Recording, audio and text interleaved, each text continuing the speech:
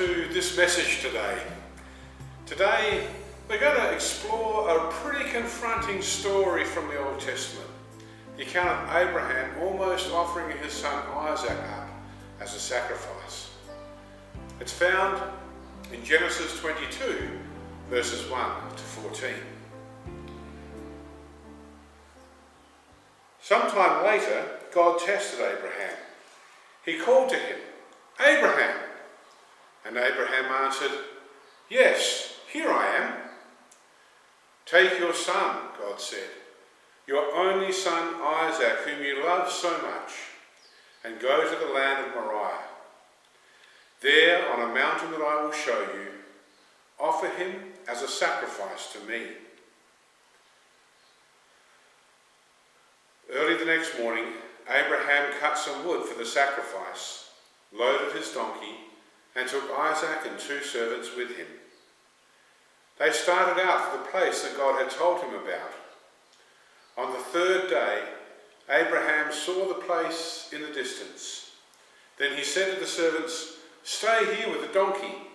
The boy and I will go over there and worship, and then we will come back to you." Abraham made Isaac carry the wood for the sacrifice, and he himself carried a knife and live coals for starting the fire. As they walked along, Isaac spoke up. "Father," he answered. "Yes, my son." Isaac asked, "I see that you have the coals and the wood, but where is the lamb for the sacrifice?" Abraham answered, "God himself will provide one." And the 2 of them walked on together. When they came to the place which God had told him about, Abraham built an altar and arranged the wood on it. He tied up his son and placed him on the altar on top of the wood. Then he picked up the knife to kill him. But the angel of the Lord called to him from heaven, "Abraham, Abraham!" He answered, "Yes, here I am." "Do not hurt the boy or do anything to him," he said. "Now I know that you honour and obey God, because you have not kept back your only son from him." Abraham looked around and saw a ram caught in a bush by its horns. He went and got it and offered it as a burnt offering instead of his son. Abraham named that place, "The Lord Provides." And even today people say, "On the Lord's mountain he provides."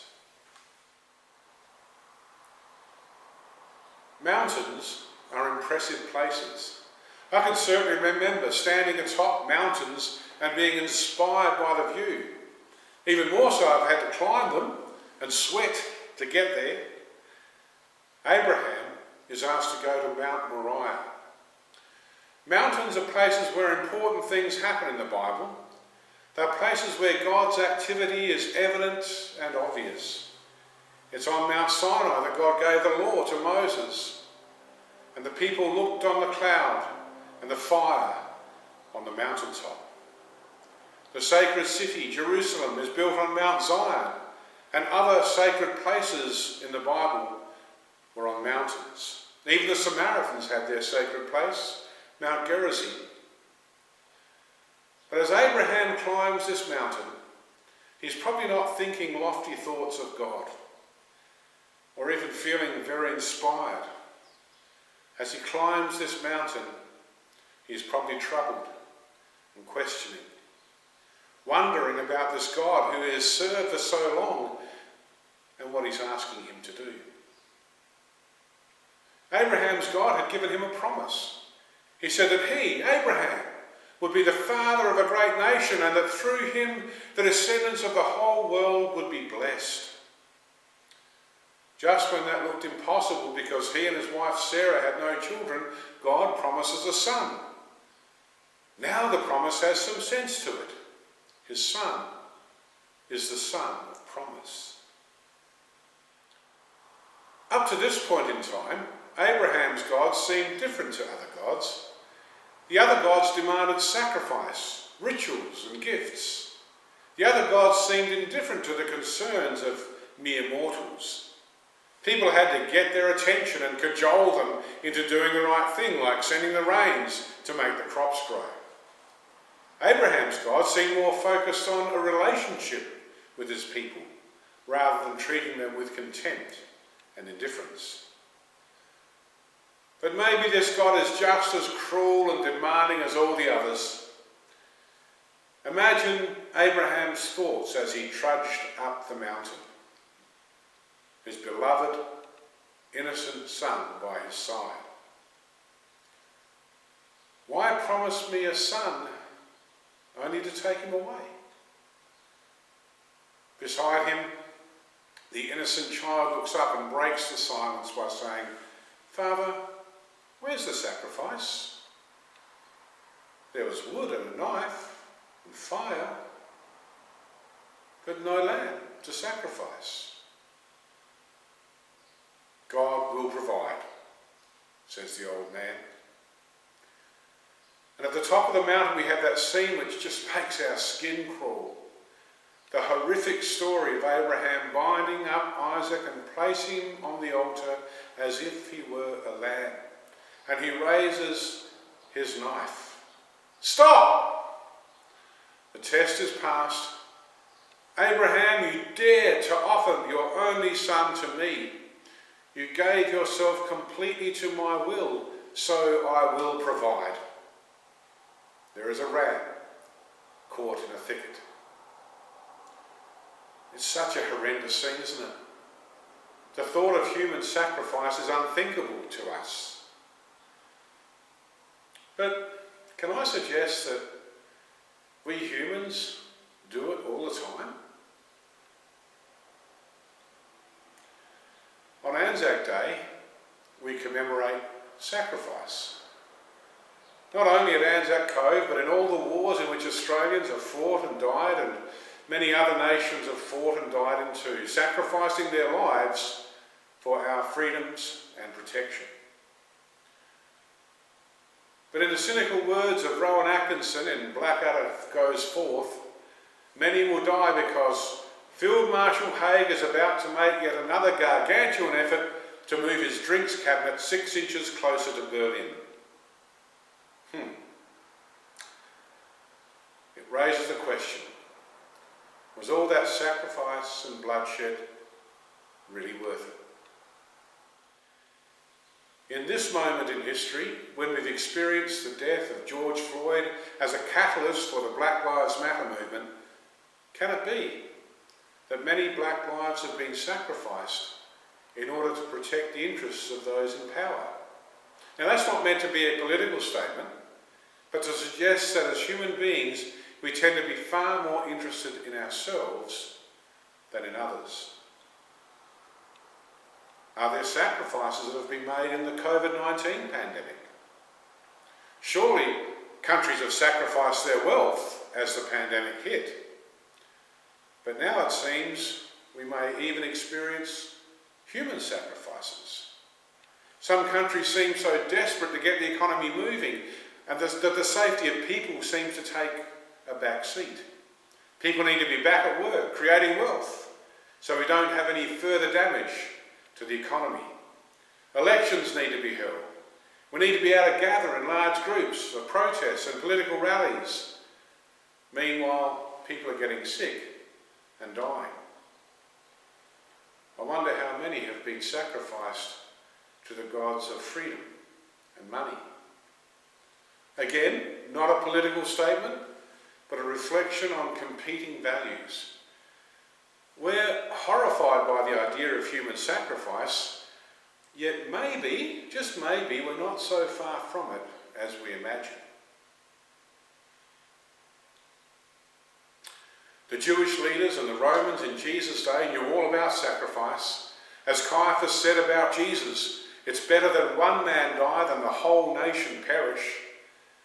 The Romans knew that their empire demanded sacrifice. In the province of Judea there was a day, one day, when 2,000 troublemakers who threatened Rome were sacrificed, crucified. As Abraham led his son up the mountain, it must have seemed like a cruel irony. Here was his son, born to him in his old age, a gift from God, a son of promise. He is the first instalment on the promise to bless all nations. And now, God demands sacrifice. Is it worth it?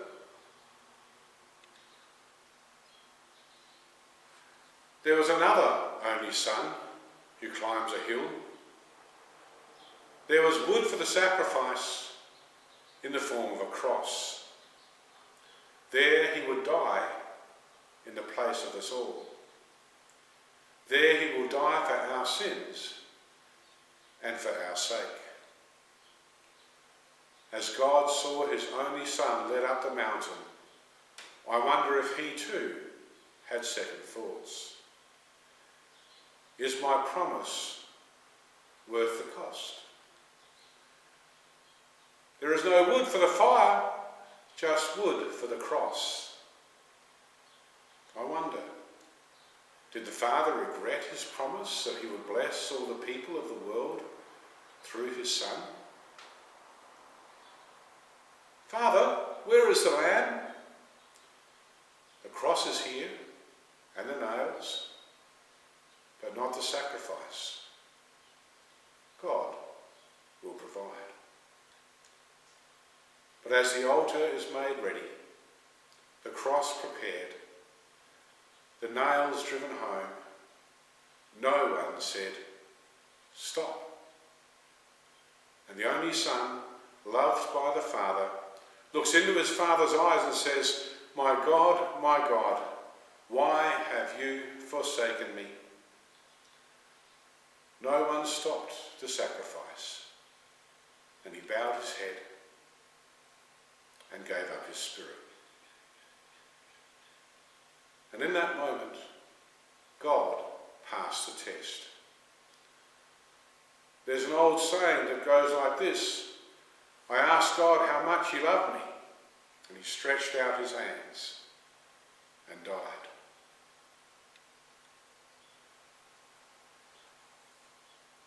On that mountain, God did what he asked no one else to do. Not even Abraham, his first follower. He gave up his one and only Son. Why?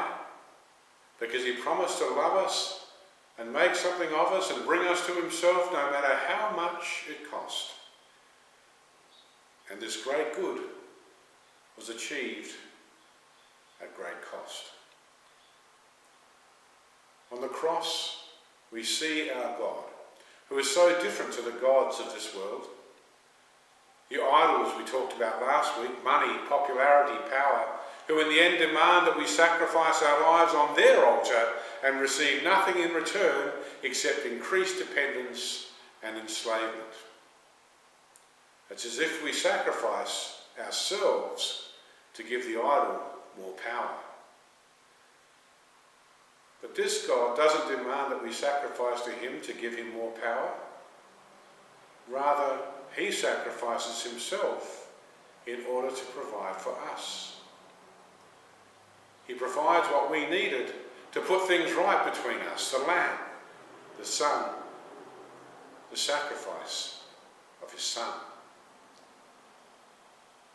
All because of his promise to love us no matter what.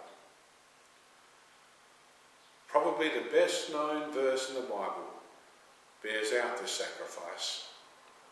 And it was spoken by the one who would climb that hill and submit to his Father's will.